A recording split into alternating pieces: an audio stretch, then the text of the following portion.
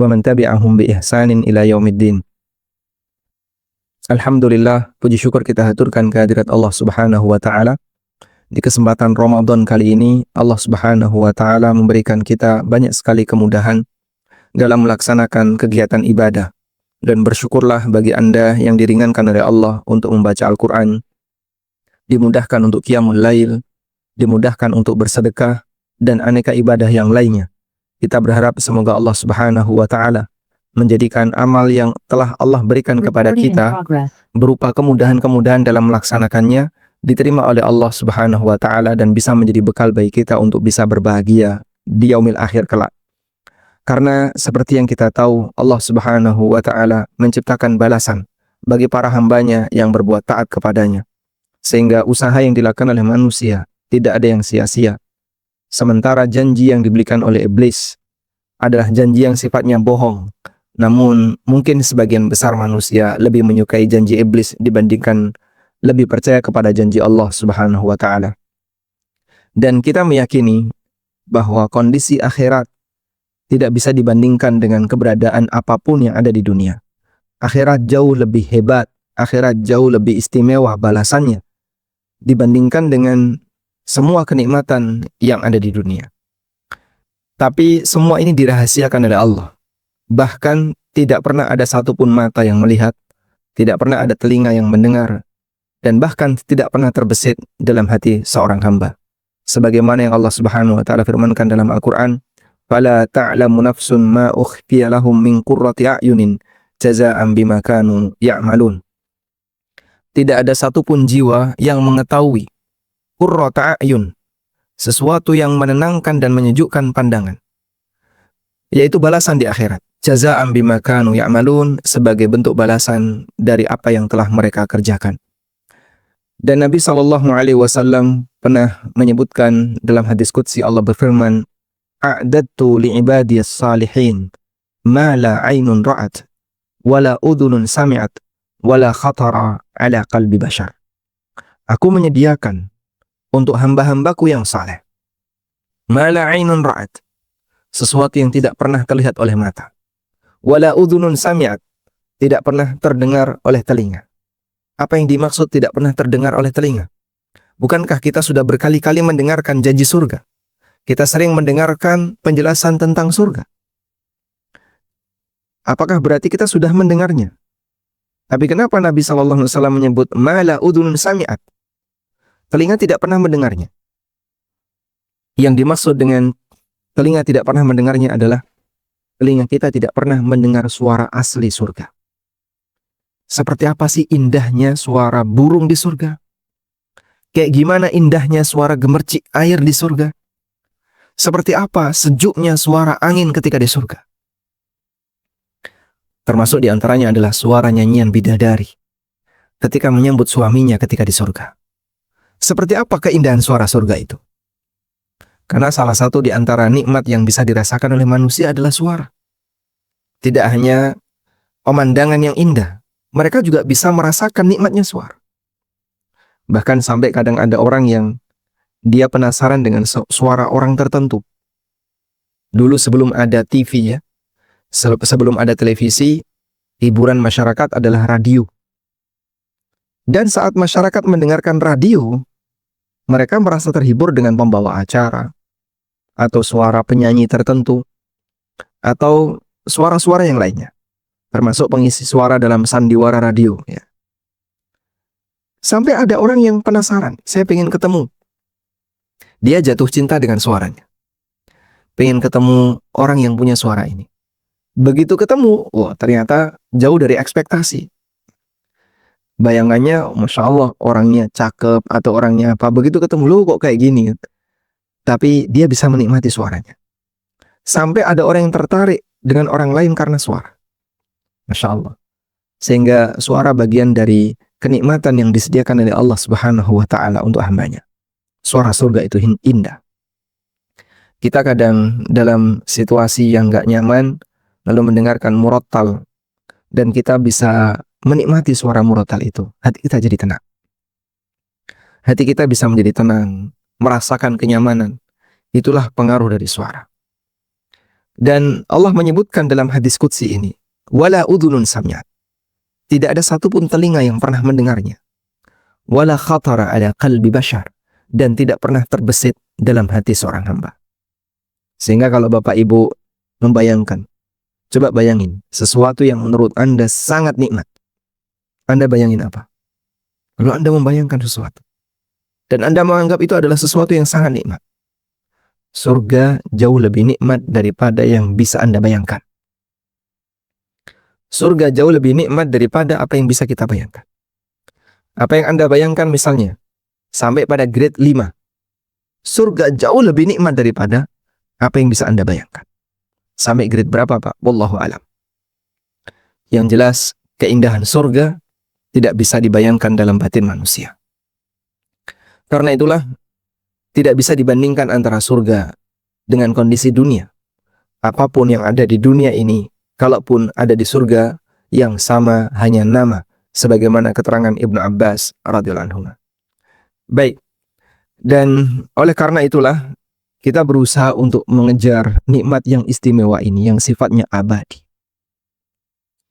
Dan di akhirat kondisi manusia hanya ada dua kemungkinan. Antara mereka yang mendapatkan kenikmatan abadi, ataukah sebaliknya mereka yang mendapatkan hukuman abadi. Dan itu semuanya tidak bisa dibayangkan oleh manusia di masa hidupnya ketika di dunia. Kayak apa sih, Pak? Besarnya azab ketika di neraka. Kayak apa sih suasana azab ketika di neraka? Rasulullah sallallahu alaihi wasallam menyebutkan, "Fama ra'aitu mandaran afdha'a minha." Belum pernah aku melihat situasi yang lebih mengerikan dibandingkan neraka. Karena Rasulullah sallallahu alaihi wasallam diperlihatkan oleh Allah Subhanahu wa taala keadaan neraka. Kita berlindung darinya. A'udzubillah, na'udzubillahi minan nar. Sebaliknya kondisi surga, kenikmatannya jauh lebih tinggi dibandingkan nikmat apapun yang ada di dunia. Sehingga yang seperti ini yang seharusnya kita perjuangkan. Allah Subhanahu wa taala banyak sekali ngasih motivasi seperti ini. Allah Subhanahu wa taala berfirman, "Walidzalika falyatanafasil mutanafisun." Untuk tujuan itu, yaitu tujuan menggapai surga seperti itu, falyatanafasil mutanafisun, orang-orang yang suka bertanding, yang suka berlomba, seharusnya berlomba untuk tujuan ini. Orang kalau berlomba, dia keinginannya apa? Ingin menang, ingin dapat hadiah, ingin dapat balasan. Maka mereka yang suka berlomba, seharusnya mereka berlomba dalam tujuan yang besar ini. Walidzalika falyatanafasil mutanafisun. Oleh karena itu hendaknya orang-orang yang berlomba, dia berusaha untuk berlomba mendapatkan surga. Allah Subhanahu wa taala juga berfirman, "Wasari'u ila maghfiratin min rabbikum wa jannatin 'arduha as-samawati wal ard." Bersegeralah menuju maghfirah dari Rabb kalian dan surga yang luasnya seluas langit dan bumi. Sampai sahabat bertanya, "Ya Rasulullah, apabila surga seluas langit dan bumi, terus di mana langit dan bumi?" Maka Nabi SAW mengatakan kepada beliau, kalau kita sudah masuk dalam waktu malam, di mana siang? Artinya, itu tidak nampak. Karena diliputi. Sehingga pada waktu Allah Subhanahu wa ta'ala hadirkan surga dan neraka di hadapan manusia, yang itu luasnya seluas langit dan bumi. Dan Allah perintahkan kepada kita, "Wasari'u ila maghfiratin min rabbikum wa jannat." Bersegeralah menuju ampunan dari Rabbmu dan bersegeralah untuk menuju surganya Allah Subhanahu wa taala. Kita diminta untuk berlomba. Dan Allah Subhanahu wa taala juga mengajak para hambanya untuk menuju surga. Allah Subhanahu wa taala berfirman, "Wallahu yad'ukum ila daris salam." Allah mengajak kalian menuju darus salam, menuju negeri keselamatan, dan itu merupakan surga. Karena itu jamaah dimulakan Allah Subhanahu wa taala, pembicaraan ini hakikatnya adalah pemberian motivasi bagi saya pribadi dan jamaah sekalian agar menjadikan setiap ibadah yang kita lakukan orientasinya untuk tujuan akhirat. Agar ibadah yang kita lakukan tujuan besarnya adalah agar kita bisa mendapatkan kebahagiaan di akhirat. Kemudian jamaah dimulakan Allah Subhanahu wa taala, dalam melakukan amal saleh, ada di sana amal yang sifatnya pribadi dan ada amal yang sifatnya sosial. Amal yang sifatnya pribadi sering diistilahkan oleh para ulama dengan amal lazim atau amal yang ghair mutaaddi. Contohnya apa, Pak? Puasa. Kemudian apa lagi? Salat, membaca Al-Qur'an, zikir, itu amal yang sifatnya pribadi. Dalam arti orang lain tidak mendapatkan manfaat secara langsung. Orang lain tidak mendapatkan manfaat secara langsung. Dan ada amal yang dia mutaaddi. Amal mutaaddi adalah amal di mana orang lain bisa mendapatkan manfaat secara langsung.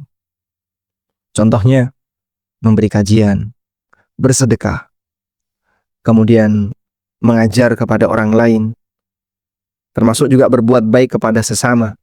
Itu amal yang sifatnya mutaaddi. Dan secara umum, godaan untuk bisa ikhlas pada amal mutaaddi lebih berat dibandingkan amal yang tidak mutaaddi. Secara umum, godaan untuk ikhlas pada amal yang sifatnya sosial lebih berat daripada godaan untuk ikhlas pada amal yang sifatnya lazim, yang sifatnya pribadi. Maka, kalau seseorang gagal untuk ikhlas dalam amalan yang sifatnya pribadi, dia lebih tidak bisa ikhlas dalam amal yang sifatnya sosial. Kalau sholat saja yang ikhlas dia merasa berat. Apabila orang berpuasa dengan ikhlas dia merasa berat. Apabila orang berzikir kalau nggak dapat pujian dari orang lain dia merasa berat. Kalau nggak ditampakkan kepada orang lain dia merasa berat. Apalagi amal yang sifatnya sosial. Karena secara umum amal yang sifatnya mutaaddi, gangguan ikhlasnya, cobaan ikhlasnya lebih berat dibandingkan amal yang sifatnya pribadi. Karena itu, bagi kita, apabila ingin berlatih untuk melakukan amal yang sifatnya, untuk melakukan amal yang ikhlas, coba Anda berlatih dalam amal mutaaddi. Ketika Anda beramal mutaaddi dan Anda bisa ikhlas, insya Allah untuk amal-amal yang lain akan lebih mudah untuk ikhlas.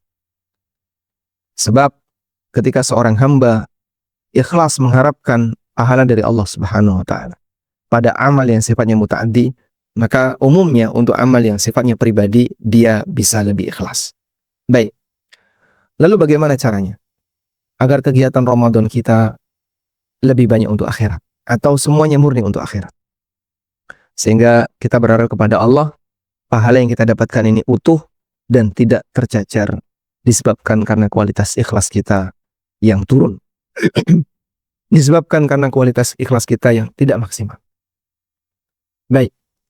Yang pertama, hati ini ada di antara dua jari Allah Subhanahu wa Ta'ala. Qulubul ibad baina asabi'ir rahman. Hati para hamba itu di antara dua jari Allah Subhanahu wa Ta'ala. Yuqallibu kaifa yasha. Dan dia membolak-balikkan sebagaimana yang dia kehendaki. Maka bisa jadi hati seorang hamba baik dalam satu waktu dan bisa berubah dalam waktu yang sangat cepat. Kita diajarkan oleh Nabi SAW sebuah doa. Memohon kepada Zat yang mengatur hati para hambanya.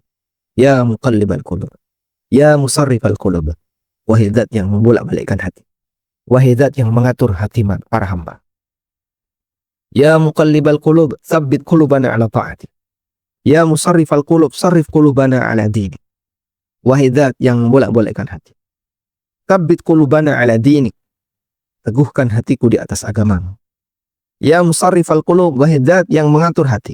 Sarrif qulubana ala ta'ati. Arahkan hati kami untuk selalu taat kepada. Jamaah yang dimuliakan Allah Subhanahu wa Ta'ala. Ini salah satu di antara doa yang diajarkan Nabi SAW dan beliau sering sekali mengucapkan doa semacam ini. Sebagaimana yang dinyatakan oleh Aisyah radhiyallahu. Dalam hadis yang sahih yang disampaikan oleh Anas bin Malik radhiyallahu anhu, beliau mengatakan, "Kana Rasulullah sallallahu alaihi wasallam yukthiru ay yaqul." Nabi sallallahu alaihi wasallam sering membaca doa, "Ya muqallibal qulub, tsabbit qalbi ala dinik." Dalam riwayat yang lain dari Ummu Salamah, istri Nabi SAW, ditanyakan oleh seorang tabi'in yang bernama Syahr bin Hausyab. Qultu li Ummi Salamah, aku pernah bertanya kepada Ummu Salamah, ya Ummul Mukminin, ma kana aktsaru du'a'i Rasulillah sallallahu alaihi wasallam idza kana 'indak. Wahai Ummul Mukminin, apa doa yang paling sering dibaca oleh Nabi SAW ketika beliau bersama Anda? Qalat, kata Ummu Salamah, kana aktsaru du'a'ihi, ya muqallibal qulub, tsabbit qalbi ala dinik. Wahai zat yang bolak-balikkan hati, teguhkan hatiku di atas agamamu. Dan alhamdulillah, doa ini cukup ma'ruf di masyarakat. Dan kalau bisa, kita jadikan doa ini sebagai bagian dari kebiasaan. Sebagaimana Rasulullah SAW, beliau sering membaca doa ini karena bagian dari bentuk tawakal seorang hamba dalam mengatur hatinya adalah dia serahkan kepada Allah. Karena Allah Subhanahu wa Ta'ala yang mengatur hati para hamba. Baik. Kemudian juga kita memohon kepada Allah ikhlas. Kita mohon kepada Allah ikhlas. Seperti doa yang dibaca oleh Umar bin Khattab radhiyallahu anhu. Beliau mohon kepada Allah agar diberi kekuatan ikhlas dalam beramal. Di antara doa yang beliau baca adalah Allahumma ja'al kulla amali laka wa la taj'al li ghairika hadza. Ya Allah, jadikan seluruh amalku itu untukmu. Dan jangan kau jadikan selain engkau, jangan kau jadikan amalku untuk selain dirimu. Allahumma ja'al kulla amali laka wa la taj'al li ghairika haddan. Ya Allah, jadikan seluruh amalku untukmu dan jangan kau jadikan ada sebagian di antara amalku yang tertuju pada selainmu. Praktek seperti ini yang bisa kita lakukan dalam rangka untuk mengendalikan hati, agar hati ini bisa lebih maksimal berlatih untuk ikhlas.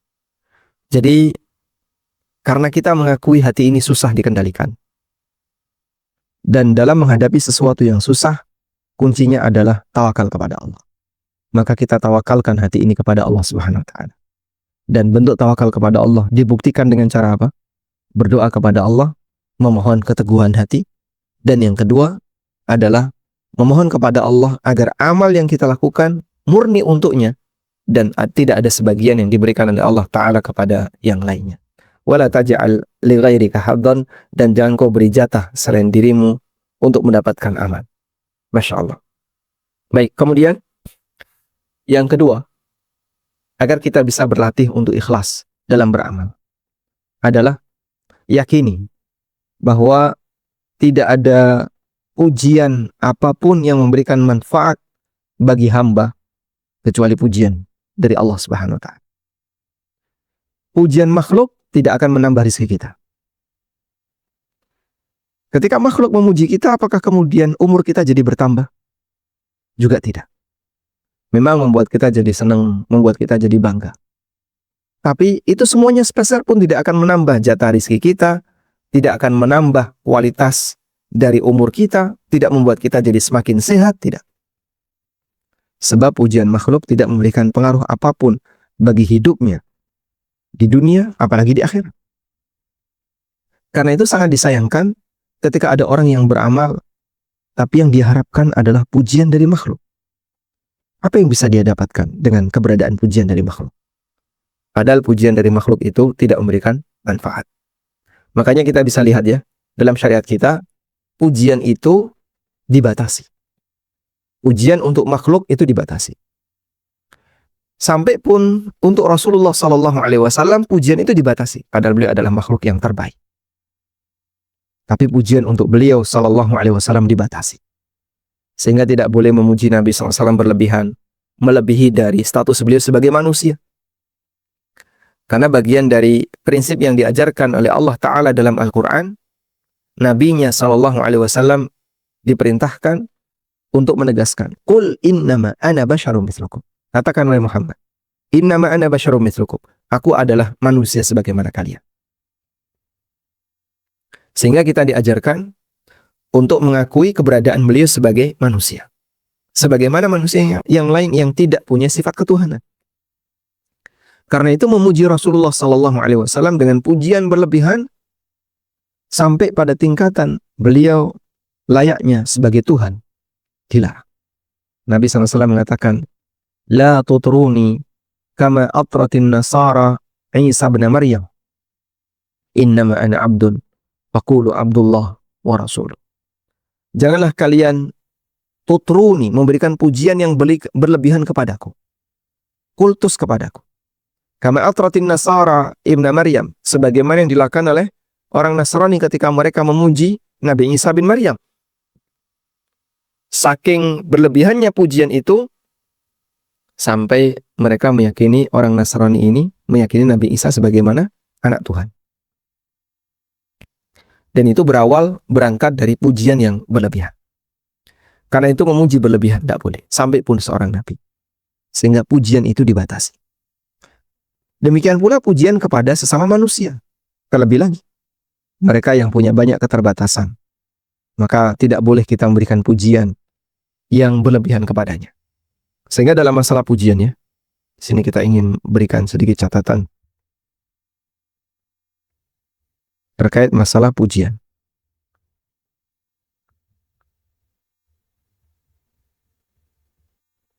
Pujian ini kan ada dua sisi. Jadi subjeknya ada dua. Orang yang memuji dan orang yang dipuji. Atau bisa kita sebut subjek dan objek itu aja. Pendekatan syariat untuk kemudian memberikan batasan kepada pujian adalah subjek dilarang memuji berlebihan. Dilarang memuji berlebihan. Kemudian pujian itu dibatasi. Pujian untuk makhluk dibatasi. Lalu yang lainnya, bahwasanya pujian tidak boleh keluar dari realita. Tidak boleh keluar dari realita. Misalnya, orangnya hitam, Anda sebut putih, ini keluar dari realita. Atau dia tulisannya jelek, ya. Terus Anda puji, Masya Allah, tulisannya bagus, kayak cacing kepanasan. Apa nama macesnya? Maces apa ini, Bang Andri ini? Udah lupa belajarnya. Udah lupa ya?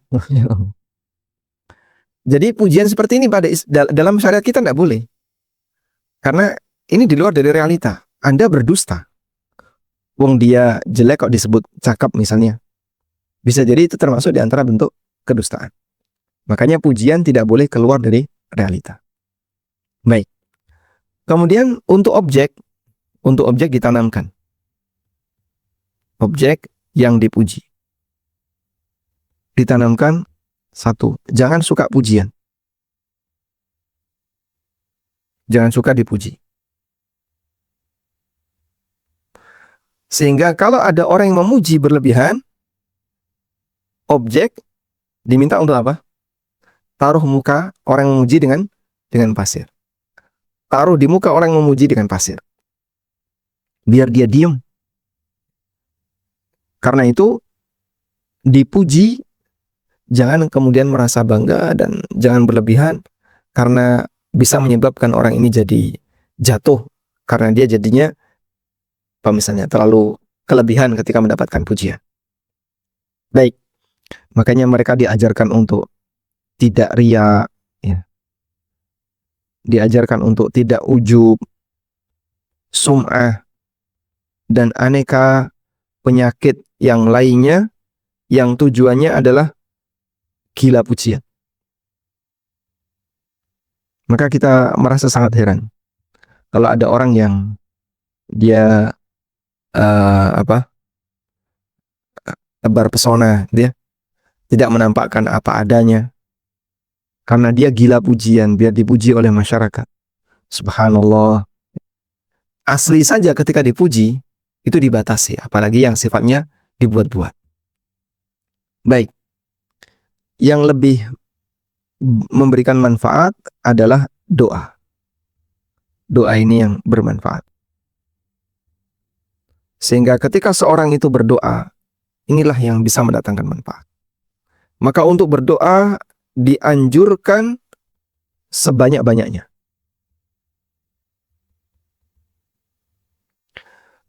Silahkan mendoakan orang lain sebanyak-banyaknya. Anda banyak mendoakan orang lain, maka Anda akan mendapatkan pahala. Sebagaimana orang yang didoakan akan mendapatkan kebaikan. Dalam Al-Quran kita diajarkan, وَالَّذِينَ جَاءُوا مِنْ بَعْدِهِمْ يَقُولُونَ رَبَّنَا اغْفِرْ لَنَا وَلِإِخْوَانِنَا الَّذِينَ سَبَقُونَا بِالْإِيمَانِ وَلَا تَجْعَلْ فِي قُلُوبِنَا غِلًّا لِلَّذِينَ آمَنُوا. Dan generasi yang datang setelah mereka, yaitu setelah zaman sahabat, yaqulun, mereka mendoakan, Rabbana ighfir lana, ya Allah ampunilah kami, wal ikhwanina alladzina sabaquna bil iman, dan ampunilah saudara-saudara kami yang telah mendahului kami dalam iman, orang-orang soleh pendahulu kami. Kita diperintahkan untuk mendoakan itu banyak-banyak. Sehingga silahkan mendoakan kebaikan untuk kaum mukminin, bukan memberikan pujian, sebab pujian tidak memberikan pengaruh sama sekali. Maka di sini Anda bisa bandingkan antara pujian dan doa. Kalau ini tidak memberi manfaat, di dunia dan di akhirat.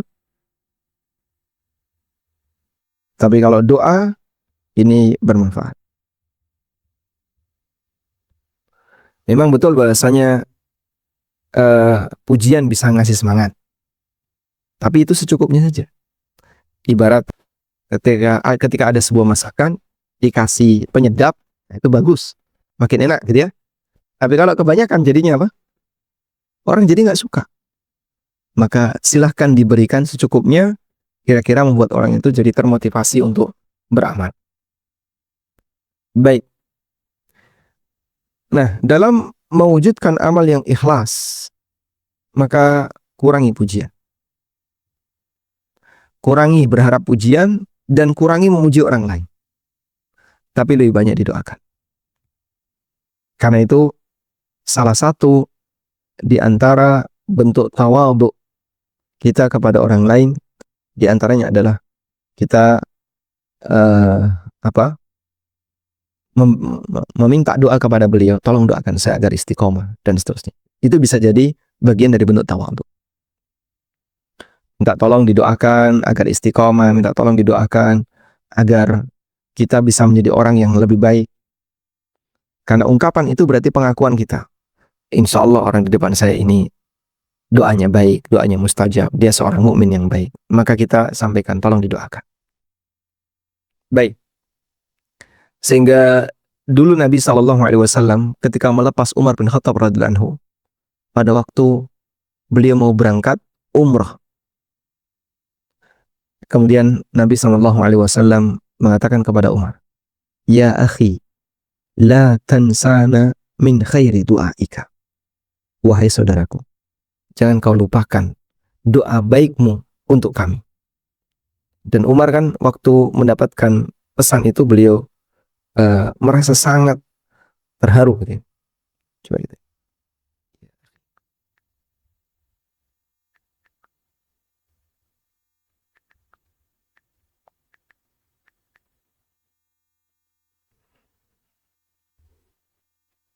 Nah ini.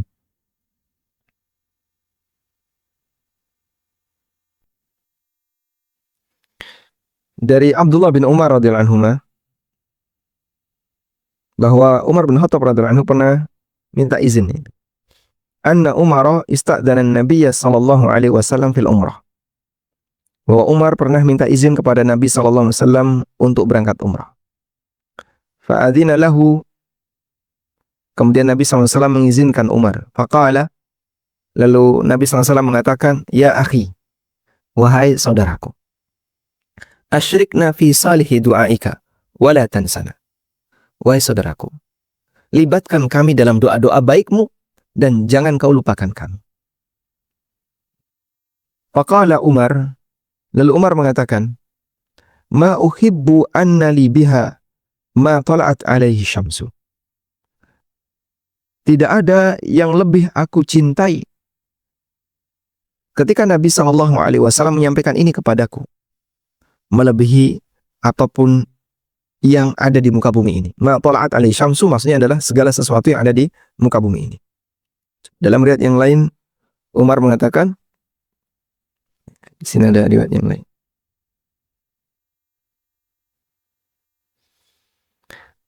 Umar bin Khattab minta izin kepada Nabi Shallallahu Alaihi Wasallam untuk umrah. Fa'adzina. Kemudian Nabi SAW mengizinkan. Waqala, dan beliau mengatakan, la tansana ya akhi min du'aika. Jangan kau lupakan kami wahai saudaraku dari doa baikmu. Faqala, lalu Umar mengatakan, kalimatan ma yasurni anna li bihad dunya. Satu kalimat yang membuatku lebih merasa bangga dibandingkan aku memiliki dunia dan seisinya. Wa fi riwayatin, dan dalam riwayat yang lain, asyrikna ya akhi fi du'aika. Libatkan kami wahai saudaraku dalam doamu. Jadi yang membuat Umar itu merasa tersanjung dengan kalimat ini adalah Nabi SAW menyebutnya dengan kalimat ya akhi, wahai saudaraku, dan beliau minta kepada Umar untuk mendoakan kebaikan bagi beliau dan bagi kaum muslimin. Baik. Tapi kan beliau seorang nabi, Pak. Betul. Dan itu salah satu di antara contoh bentuk tawadhu. Jadi kita meminta agar orang lain mendoakan kita untuk kebaikan akhirat terutama. Misalnya ketika kita ketemu orang lain, tolong doakan saya biar saya istiqomah. Itu bukti bentuk tawadhu kita di hadapan orang itu. Nah, sehingga untuk doa silahkan diperbanyak, sementara untuk pujian kurangi. Baik, minta dipuji. Apa hukumnya? Minta dipuji. Tercela. Minta dipuji itu tercela. Minta didoakan, terpuji. Dan kita tidak pernah mengetahui ada ulama yang minta dipuji.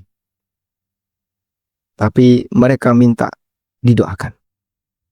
Imam An-Nawawi rahimahullah sebagai salah satu contohnya, di Muqaddimah Riyadhus Shalihin itu beliau meminta agar didoakan. Anda yang punya Riyadhus Shalihin coba buka di bagian Muqaddimah. Di bagian akhir Muqaddimah, beliau meminta kepada para pembaca kitab ini untuk mendoakan beliau. Padahal kita tahu Imam Nawawi adalah ulama yang Masya Allah ibadahnya luar biasa, zuhudnya, dan aneka kesolehan yang beliau miliki. Tapi beliau minta untuk didoakan. Sebab doa itu yang lebih bermanfaat daripada pujian. Baik, ini latihan yang kedua. Kemudian latihan yang ketiga. Agar seseorang bisa lebih belajar ikhlas, sehingga amalnya untuk akhirat adalah yakini ini. Dalam amal muta'addi, dalam amal muta'addi tadi kita terjemahkan dengan amal sosial, di mana orang lain bisa mendapatkan manfaat secara langsung. Dalam amal yang sifatnya muta'addi, yang perlu kita yakini bahwa tanamkan keyakinan objek lebih berjasa kepada subjek. Artinya begini, ketika kita menderma untuk orang lain, memberikan sedekah atau apapun, apa yang kira-kira bisa Anda dapatkan? Dari situ Anda bisa dapat pahala. Pahala apa? Pahala sedekah, pahala bayar zakat, dan seterusnya. Coba bayangin, andai kan tidak ada satupun orang fakir miskin yang mau menerima zakat Anda. Saya harus bayar zakat kemana? Saya setorkan ke A, Anda mau, B menolak, saya tidak ada yang mau. Semuanya menolak pemberian saya. Orang ini tidak mendapatkan kesempatan untuk bisa mendapatkan pahala zakat atau pahala sedekah. Kenapa? Karena semua orang tidak ada yang mau menerimanya. Di saat tidak ada orang yang mau menerimanya, dia tidak bisa mendapatkan kesempatan pahala berzakat atau pahala sedekah. Baik, karena itu yakini bahwa saat kita berbuat baik kepada orang lain,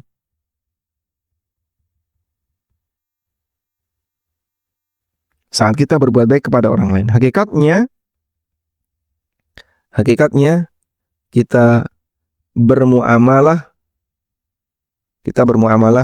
dengan Allah. Saat Anda berbuat baik kepada orang lain, sadari bahwa sebenarnya Anda itu sedang bermuamalah dengan Allah, bukan dengan orang ini. Artinya gimana, Pak? Ketika kita bermuamalah dengan Allah, maka yang kita harapkan adalah pujian dari Allah, bukan dari orang itu. Anda mau memuji, mau tidak memuji, mau ngasih balasan, gak ngasih balasan, itu bukan yang saya cari. Yang saya cari adalah ridho Allah. Maka di saat itu, kalaupun dia tidak dikasih balasan, saya sudah senyum kok, dia gak senyum ya. Saya sudah berbuat baik sama dia, dia kok kayak gitu orangnya, nyebelin. Saya sudah berusaha untuk baik, tapi dia kayaknya kok gak merasa. Maka kita perlu sadar, Anda berbuat baik untuk siapa? Untuk dia atau untuk Allah? Untuk Allah, ya sudah. Mau dia ngasih balasan, gak ngasih balasan, yang penting harapan Anda adalah balasan dari Allah Subhanahu wa Ta'ala. Dan ini seperti yang Allah gambarkan dalam Al-Quran.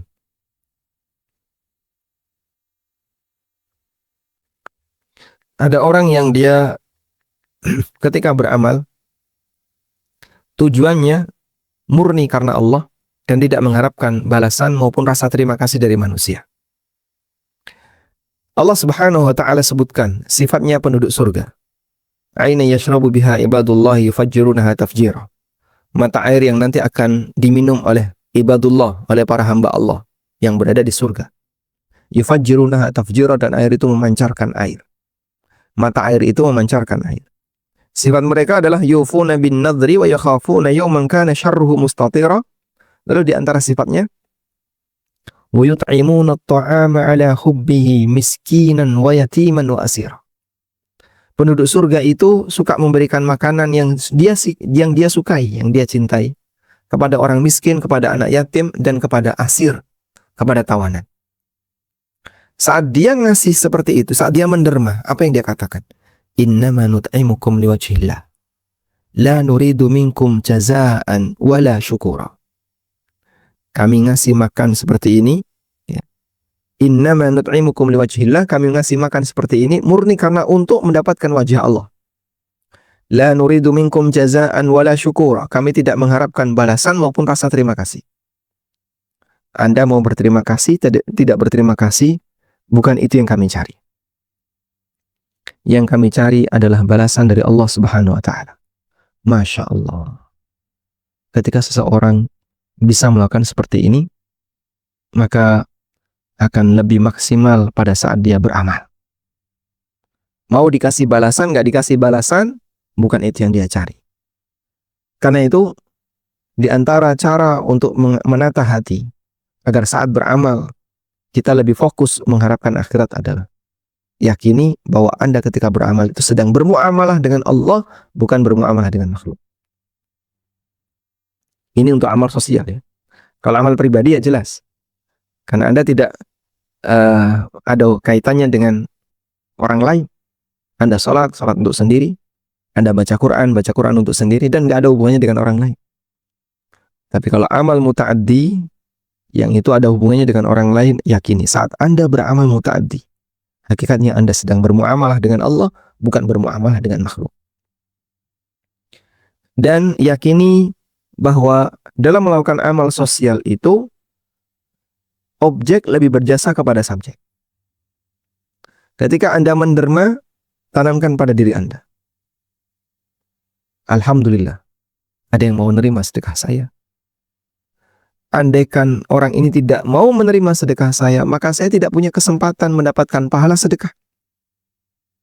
Gitu. Nah, di saat dia mau menerima, alhamdulillah saya mendapatkan pahala sedekah itu.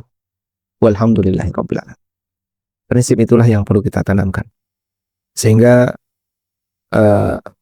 akan membatasi kita untuk mengharapkan pujian dari orang lain atau rasa terima kasih, dari orang lain. Bisa jadi sebaliknya, kita malah berterima kasih.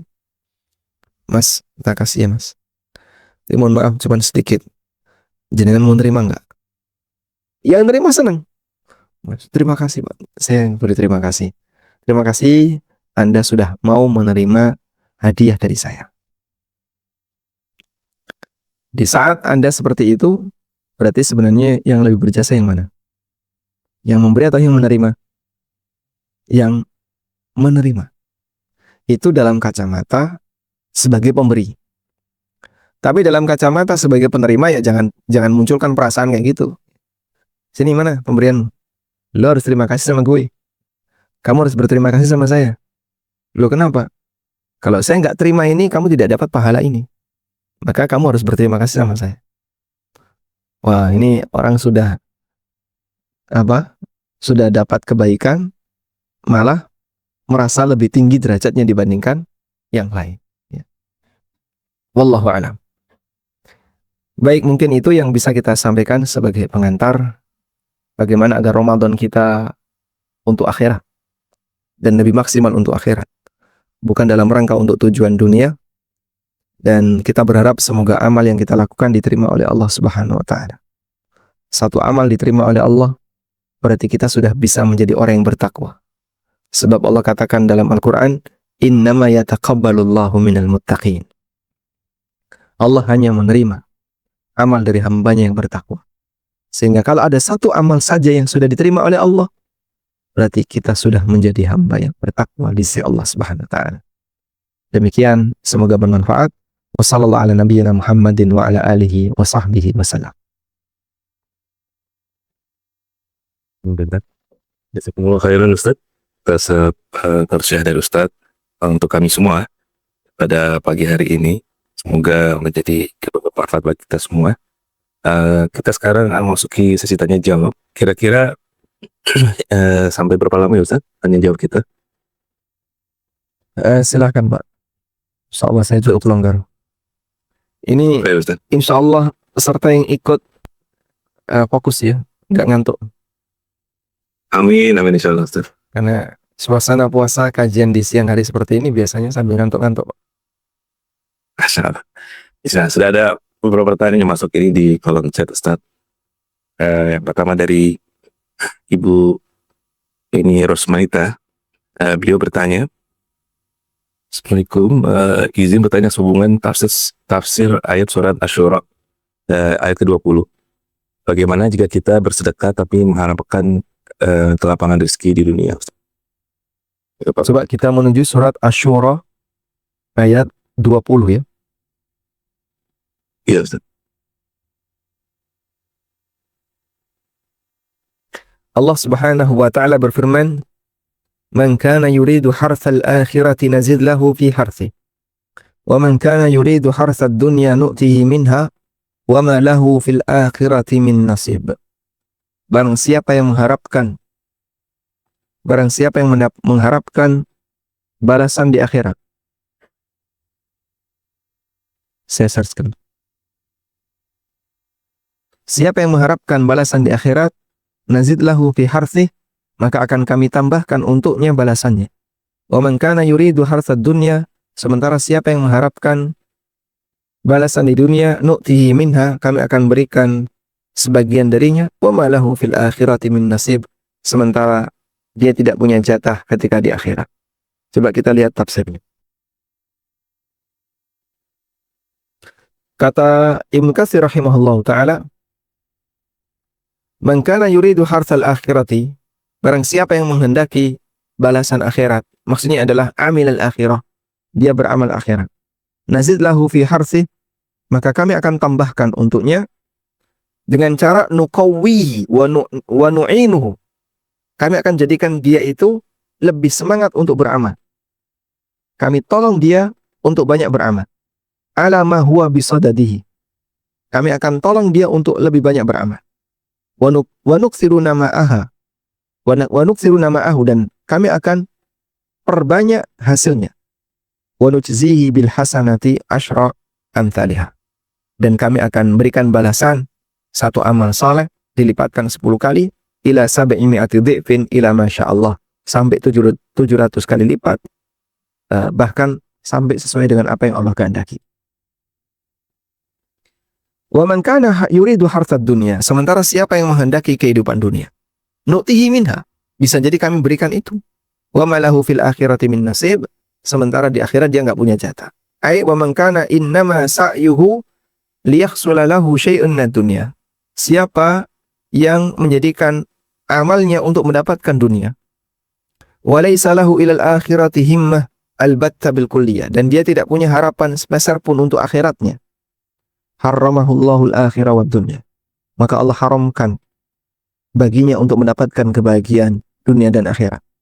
Insya'a a'tahu minha, Allah bisa berikan balasan itu di dunia sesuai dengan apa yang dia kehendaki. Wa in lam yasha' lam yahsul lahu, dan kalau Allah nggak berkehendak, maka dia tidak mendapatkan apapun. La hadhihi wa la hadhihi, sehingga nggak ada balasan dunia maupun akhirat.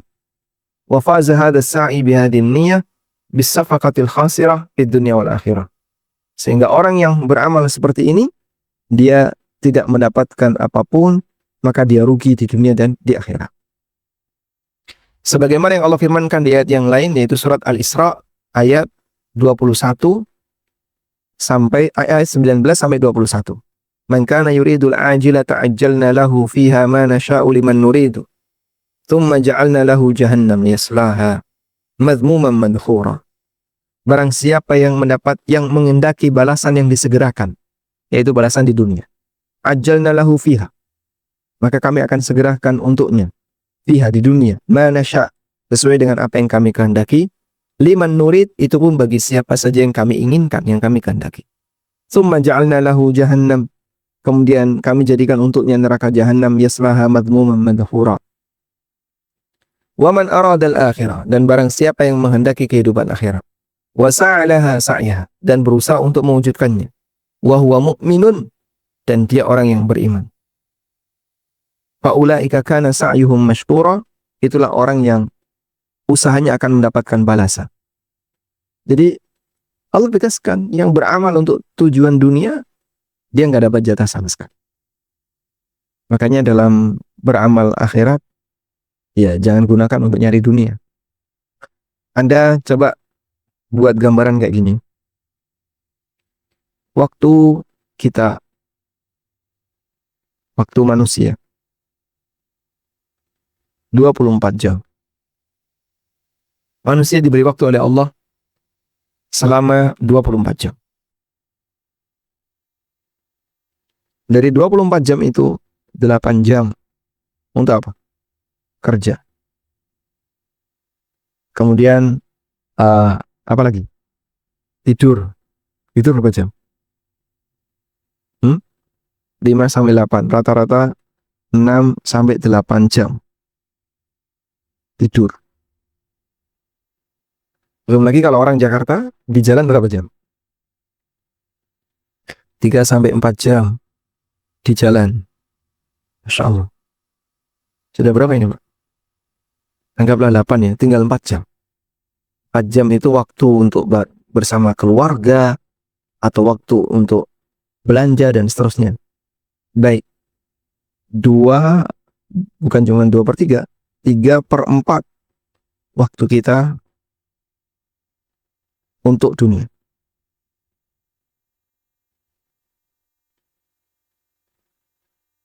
Kemudian yang 1/4-nya ini dibagi-bagi ya. Ada untuk akhirat, juga ada untuk belajar dan aneka peruntukan yang lain. Coba bayangkan ya. Anda sudah bekerja selama 8 jam, ditambah di jalan 4 jam, jadi 12 jam. Semuanya untuk kepentingan dunia. Terus ibadah kita juga tujuannya untuk kepentingan dunia. Lalu akhirat kita mau kasih jatah berapa? Sudah kerjanya nyari dunia, ibadahnya dipakai untuk nyari dunia. Terus akhirat mau dikasih jatah berapa? Masya Allah. Makanya kita nggak setuju ketika ada orang yang memberikan motivasi sedekah biar bisa lebih kaya. Ya. Kalau kamu pengen rumah tertentu, sedekah. Lalu selawatin aja. Allahumma sholli ala Muhammad. Terus ngapain kalau udah diselawatin? Ya nanti kalau sedekah dan selawatin, rumah itu akan jadi milik kita. Sehingga dia beramal tapi harapannya untuk mendapatkan dunia. Yang seperti inilah praktek yang nggak benar, karena dia tujuannya untuk mendapatkan balasan yang disegerakan. Wallahu alam. Baik, semoga bisa dipahami. Banyak sekali pertanyaan sudah masuk Ustadz. Juga ada beberapa pertanyaan yang kita lihat di sosial ANB juga. Saya mengingatkan kembali kepada Bapak dan Ibu jamaah yang ingin bertanya langsung, bisa raise hand atau mungkin bisa ditanyakan langsung pertanyaan yang ada di kolom chat. Kemudian saya ingin menanyakan pertanyaan dari jamaah yang tidak ingin disebut namanya. Bagaimana nasihat yang baik untuk seseorang yang suka memuji-muji dan orang tersebut masih awam dengan ilmu agama? Jika kita menolak untuk dipuji, kemudian dia menjawabnya, aminkan saja, kenapa sih? Padahal kita juga tahu mungkin pujian ini hanya pujian biasa saja. Basa-basi. Iya, basa-basi gitu, Ustaz. Nah, bagaimana menyikapinya, Ustaz? Ya, pujian dengan doa itu beda ya. Pujian dengan doa itu redaksinya beda. Sehingga pujian itu tidak diaminkan. Makanya Abu Bakar As-Siddiq radhiyallahu anhu ketika dipuji, beliau tidak mengucapkan amin. Tapi apa yang beliau ucapkan? Allahumma ja'alni khairan mimma yadhunnun. Waghfir lahu mimma la ya'lamun. Ya Allah, jadikanlah aku lebih baik daripada penilaian mereka. Dan ampuni mereka sesuatu yang tidak mereka ketahui. Padahal ini sekelas Abu Bakar. Beliau layak untuk dapat pujian.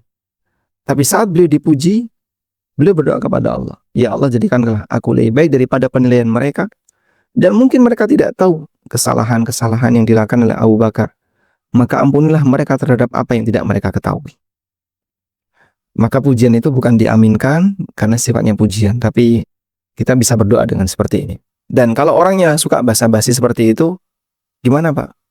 Dan dia bukan orang yang punya perhatian terhadap Al-Quran. Mau diingetin gimana? Bisa jadi dia malah marah, emosi. Sampai tadi, aminkan aja, kenapa sih? Kalau sudah tidak memungkinkan untuk diingetin, maka sebaiknya kita tidak sering mendekat kepada beliau.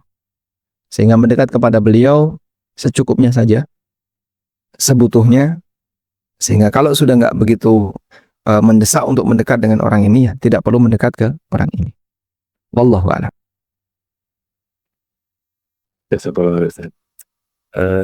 Saya silakan pada Pak Yadi atau Pak Yudi, ke Pak Yudi untuk bertanya langsung pada Ustaz.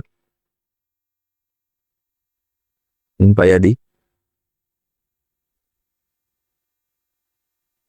Assalamualaikum warahmatullahi wabarakatuh. Waalaikumsalam warahmatullahi wabarakatuh. Ada dua pertanyaan, Ustadz. Yang pertama terkait dengan tadi di awal membahas tentang surga dan juga neraka ya. Nah, apakah kita boleh berharap surga yang tertinggi, misalnya kita ingin Firdaus gitu ya, tapi kita juga sangat tahu persis amalan kita gitu ya, hanya melakukan yang mungkin di bawah standar dari Rasulullah SAW. Nah, itu pertanyaan yang pertama, apakah kita boleh berharap yang tinggi sementara amalan kita tuh sangat minim sekali gitu. Yang kedua, apakah boleh kita menampilkan diri bukan untuk meminta dipuji tapi untuk dalam rangka personal branding ya, misalnya profil gitu ya, ataupun misalnya supaya orang lain ya katakanlah misalnya mengundang diri kita gitu ya, atau untuk promosi lah ya gitu istilahnya di media sosial maupun di media yang lainnya gitu. Karena pasti di situ yang ditampilkan pasti yang baik-baiknya saja. Mungkin itu saja. Jazakallahu khairan. Assalamualaikum warahmatullahi wabarakatuh. Waalaikumsalam warahmatullahi wabarakatuh. Baik, apakah diperbolehkan kita menampilkan profil pribadi kita agar bisa menjadi personal branding, sehingga ini sekaligus untuk iklan? Kalau Anda sebagai penjual jasa, lalu Anda menyampaikan kemampuan Anda dalam memberikan jasa itu, insya Allah tidak masalah. Misalnya Anda penjual jasa misalnya seorang biasanya motivator ya, motivator. Nah, karena Anda ingin diundang oleh perusahaan untuk bisa menjadi motivator di sana, lalu Anda iklan. Insya Allah tidak masalah, dan Anda tunjukkan sesuai dengan kemampuan Anda yang asli. Sebagai bentuk personal branding untuk diiklankan. Sebagaimana orang jual barang, dia tampilkan barang itu. Kalau bagus ya dia tunjukkan, barang ini bagus. Tujuannya adalah biar laku, orang bersedia untuk beli. Insya Allah tidak ada masalah dari sisi. Karena sifatnya adalah biar orang itu mau mengambil jasa kita. Namun ini harus sesuai realita. Kalau melebihi dari realita, maka itu kedustaan. Sehingga kemampuan Anda itu di grade 5 misalnya, lalu Anda tampilkan dalam personal branding itu sampai grade 10, ya ini bisa masuk dalam kategori dusta. Wallahu a'lam. Yang pertama tadi apa? Baik. Bolehkah kita berdoa mengharap Firdaus, sementara kita mengakui amal kita yang terbatas? Jawabannya boleh. Nggak dilarang. Karena kita berdoa, meminta kepada Allah. Dan Allah ketika ngasih, sesuai dengan apa yang dia kehendaki. Kalau Allah ngasih, Allah tidak kurang kekayaannya. Allah tidak kurang maha kuasanya. Sesuai dengan apa yang dia kehendaki. Oleh karena itu, kita minta kepada Allah, Allahumma inni as'alukal firdaus. Baik, kalaupun doa ini tidak diijabai, maka kan kalaupun turun ya, turun jangan jauh-jauh dari firdaus. Sehingga kalau berdoa, yang sungguh-sungguh minta yang tinggi. Allahumma inni as'alukal firdaus. Tapi kalau kita minta yang rendah, ya Allah, saya nggak dapat firdaus nggak apa-apa, di emperan masjid aja nggak apa-apa, atau di emperan surga nggak apa-apa. Nah kalau nggak dikabulin, sudah berada di emperan surga, turun 1 derajat, jadinya gimana? Masuk neraka. Waliyadzubillah. Maka kalau minta yang tinggi. Dan terserah Allah, Allah mau ngasih berapa, sesuai dengan apa yang dia kehendaki. Oleh karena itu dalam hal ini, wallahu ta'ala alam, kita tahu keterbatasan diri kita, apakah kita pantas untuk minta firdaus? Minta kepada Allah apapun. Yang penting, itu bukan termasuk di antara bentuk doa yang isinya maksiat atau mutus silaturahmi, silahkan. Dan itu akan menjadi tambahan amal bagi hamba ketika dia berdoa. Wallahu a'lam. Bismillah khair Ustaz. Saya kembali pada para bapak-bapak dan ibu jamaah dari K2R yang ingin bertanya langsung bisa langsung bertanya kepada Ustaz. Silakan raise hand. Ya, akan kita berikan kesempatan untuk bertanya langsung kepada Ustaz. Insyaallah. Ada pertanyaan dari Ustaz. Dari salah satu jamaah di iman kami, Ustaz. Pertanyaannya, Bismillah, semoga Ustaz selalu berada dalam lindungan Allah.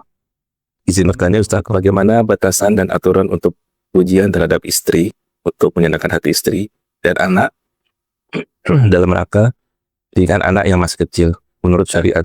Jazakumullah khairan. Barakallahu fiik, Ustaz.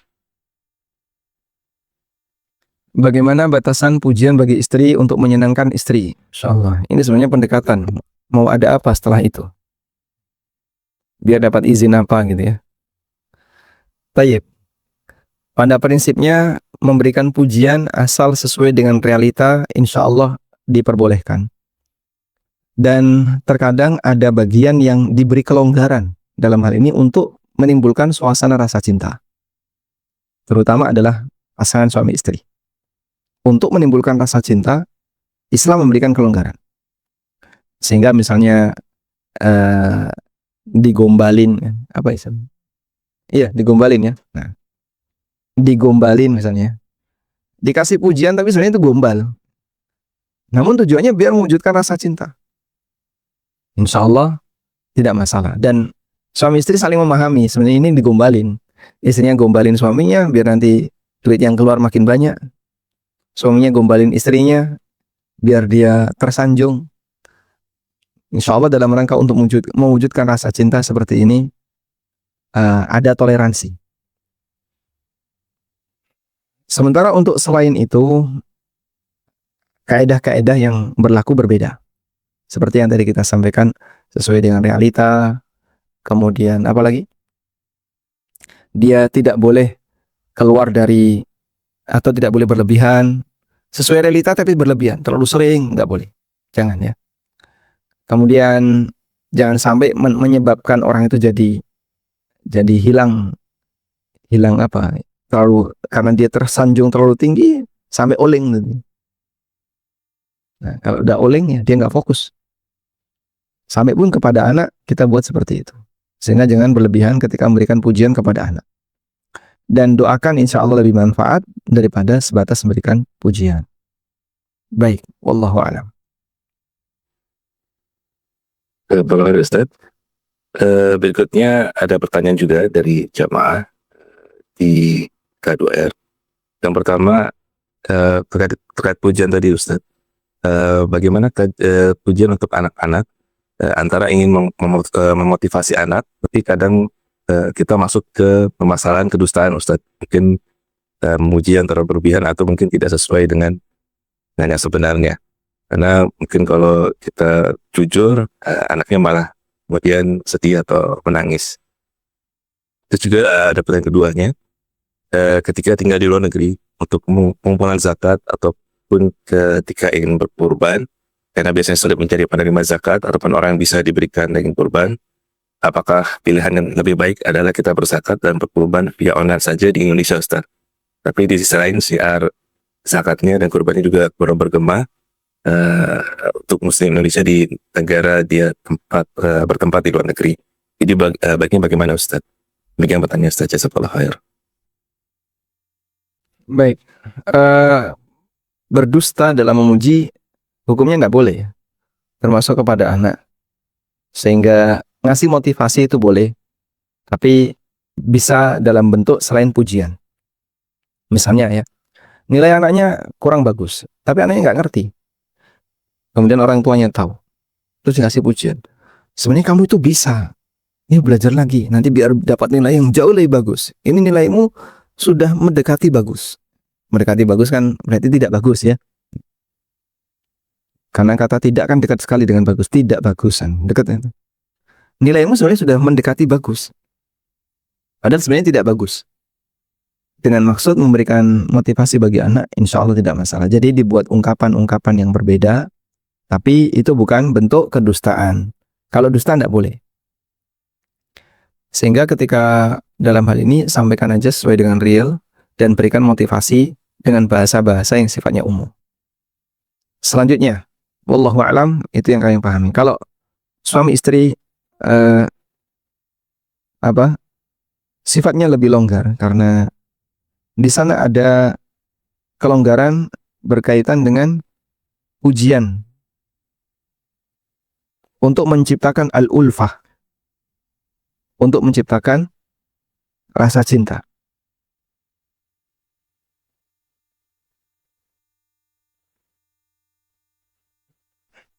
Al-Qurtubi menukil keterangan dari Abul Aliyah mengenai firman Allah Ta'ala, wa qulu linnasi husna, dan sampaikan kalimat yang terbaik bagi masyarakat, ay qulu lahum at-tayyib minal qaul, sampaikan kepada mereka ucapan yang baik, wajazuhum bi ahsani ma tuhibbuna an tujazu bihi, berikan balasan kepada mereka dengan balasan yang paling kalian sukai untuk dibalas seperti itu. Wa hadza kulluhu haddun ala makarimil akhlaq, dan ini semuanya adalah motivasi untuk memiliki akhlak yang mulia. Kemudian Allah Subhanahu wa taala perintahkan wa ashiruhunna bil ma'ruf, pergaulilah istrimu dengan cara yang terbaik. Dan termasuk diantaranya adalah menghargai jasa istri dan seterusnya. Nabi SAW ketika memuji Aisyah, beliau panggil Aisyah dengan ya Aish, ya Aish, itu panggilan sayang ya. Dan dipanggil dengan Humaira dan seterusnya. Wallahu a'lam. Nah, pertanyaan kedua, zakat dan kurban tadi. Di sana tidak ada yang bisa menerimanya di luar negeri? menurut yang disampaikan tidak ada gitu. kesulitan untuk mencari penerima zakatnya. Kalau kesulitan untuk mencari penerima zakat di tempat di mana kita tinggal, maka bisa dititipkan ke orang lain yang bisa mengantarkan kepada yang berhak menerima. Seperti di Indonesia, insya Allah cukup banyak yang masih mau menerima zakat. Sehingga di sana ada kesulitan. Nyari fakir miskin aja sulit. Masya Allah. Kalau di Indonesia yang sulit nyari apa? Anda kesulitan nyari fakir miskin untuk bayar zakat, maka Anda bisa titipkan di negara yang lain yang bisa menampung zakat tersebut. Wallahu a'lam. Dan ibadah yang sifatnya maliyah, ulama sepakat boleh diwakilkan. Baik kurban, akikah, zakat, dan seterusnya. Nah, Jazakallah khair Ustaz. Kemudian ada pertanyaan dari Pak Yudi di K2R. Beliau bertanya, Ustaz, bolehkah kita memuji diri sendiri sebagai motivasi untuk selalu terus bisa berbuat yang terbaik? Bagaimana hukumnya memuji diri sendiri dalam Islam, Ustaz? Setelah kalau selain urusan agama, insya Allah lebih ringan. Karena ujub itu adalah memuji dirinya sendiri. Para ulama menyebutkan, ar-riya'u syirkun bil ghair wal ujubu syirkun bin nafs. Riya itu syirik kepada orang lain, sedangkan ujub syirik kepada dirinya sendiri. Karena itu ketika orang sedang ujub, nggak ada orang lain yang mengetahui ibadahnya. Bisa jadi ada orang tahajud sendirian. Rajin puasa nggak ada orang yang tahu. Dia rajin ibadah tapi nggak ada orang yang tahu. Terus tiba-tiba muncul dalam dirinya. Dia memuji dirinya sendiri. Mantap kamu yang ikhlas. Kau memang orang yang hebat. Ikhlas dalam beribadah. Dia memuji dirinya sendiri. Kalau dia menikmati itu, bisa jadi dia adalah ujub yang ada pada diri.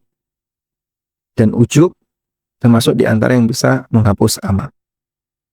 Maka perlu juga diwaspadai ketika memuji pribadi berlebihan atau melebihi kapasitas.